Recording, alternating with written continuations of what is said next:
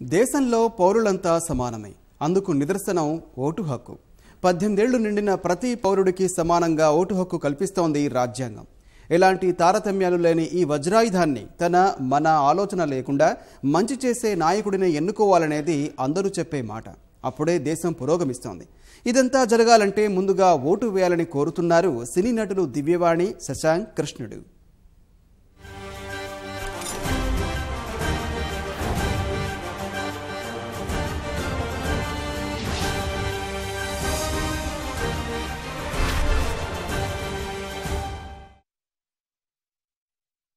మన పిల్లల భవిష్యత్ కోసం ప్రతి ఒక్కరూ సరైన వ్యక్తిని ఎన్నుకోవాలని కోరుతున్నారు ప్రముఖ సినీ నటి దివ్యవాణి. డబ్బు, మద్యం కోసం ఆశపడి దేశ భవిష్యత్ కాలరాయొద్దని విన్నవిస్తున్నారు. 5 సంవత్సరాల తర్వాత ప్రతి రాజకీయ నాయకులు మన ప్రజలు ఎంతో ఆసక్తిగా ఎదురుచూసే సమయం వచ్చింది.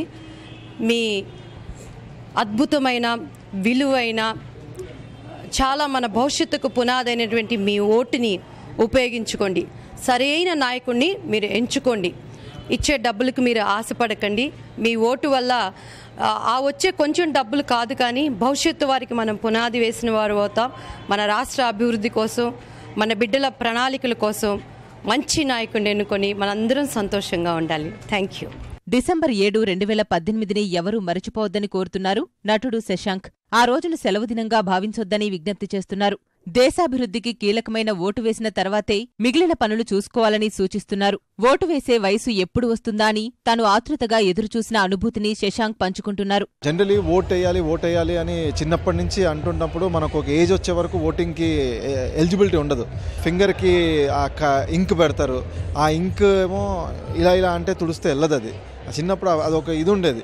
సో మనకి ఎప్పుడు ఓటు హక్కు వస్తుందా అని చాలా వెయిట్ చేసేవాళ్ళం. సో నేనైతే చాలా ఎక్సైటెడ్గా, చాలా ఎంతూజియాస్టిక్గా ఓటు ఎప్పుడు వేయాలి, నాకు ఎప్పుడు వస్తుంది, నా ఏజ్ ఎప్పుడు నేను అంత పెద్దగా అవుతాను అన్నది చాలా వెయిట్ చేశాను.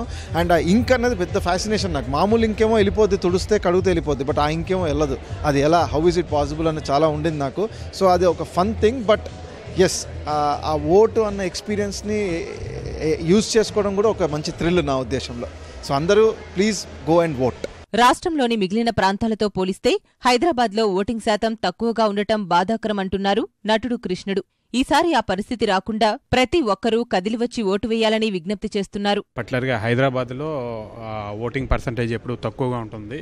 అండ్ అందరూ చదువుకున్న వాళ్ళు ఎక్కువగా ఉండే ఈ ప్రాంతంలో కూడా ఇలా ఉండటం, మీ అందరూ కూడా మన ఓటు, ప్రతి ఒక్కళ్ళ ఓటుని ఉపయోగించుకోవాలి. ఎందుకంటే ఓటు ప్రతి ఒక్కళ్ళకు, ఓటు ద్వారా మన మంచి అభ్యర్థిని గెలిపించుకుని మళ్ళీ మంచి మనకి డెవలప్మెంట్ వచ్చేలా చేసుకోవచ్చు.